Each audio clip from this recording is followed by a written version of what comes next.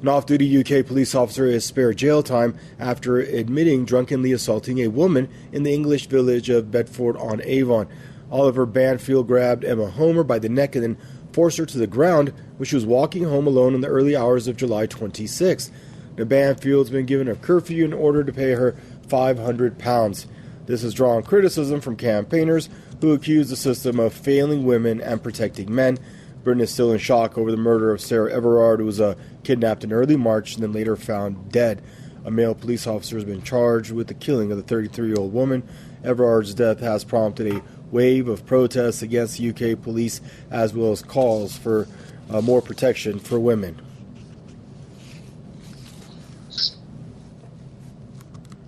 Joining us out of Bristol is Tony Gosling, investigative journalist, for more on the story. Hey there, Tony. Hope you're doing well and safe out there. But your thoughts on the story?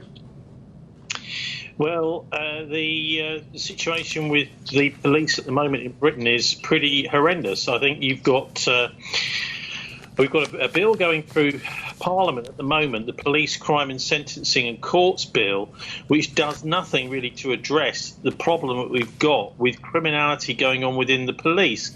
There seems to be a kind of attitude where they're happy to go for the low-hanging fruit, but they're not interested in the corporate criminals. So, for example, the City of London, tens of billions of pounds, money laundering, and these kinds of crimes, which have been going on for about 15 years or so now, the City of London being known as the money laundering capital of the world, are let off scot-free.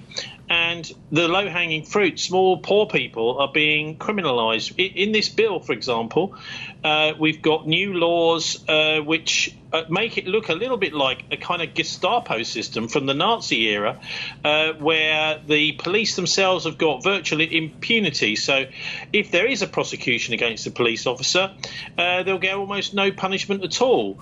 The other thing that we're coming to is because of the so-called COVID problems, many trials are taking place with no jury. So we're getting rid of the basic, fundamentals of British justice, and on the excuse of this being some sort of problem with the pandemic.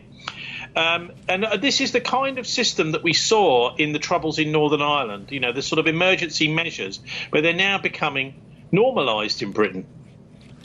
And Tony, Sarah Everard, Emma Homer, these cases, do you feel they're isolated cases, however atrocious they are? Do you think there's really a systemic inequalities against women in the UK?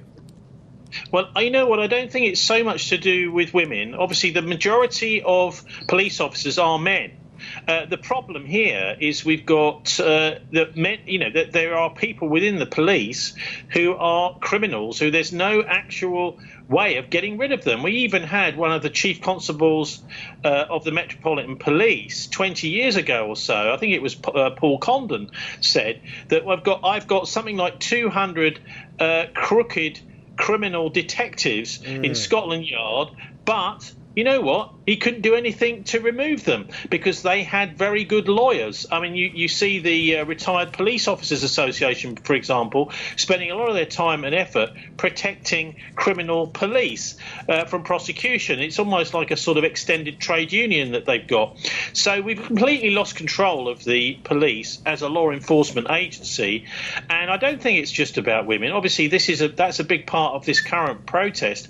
It's more to do with the fact that criminals can now thrive within the police force. And I think there's the same to be said, actually, for the government itself. Priti Patel, who's the Home Secretary, she is introducing these laws which will just completely tear up the international agreements of human rights after the Second World War, such as the right to reside. Now, imagine that if you had no right to reside, this is what they're now beginning to do to gypsies and travellers in Britain, that they will become immediately criminals. Unless they own a piece of land, they will be put in prison by the police.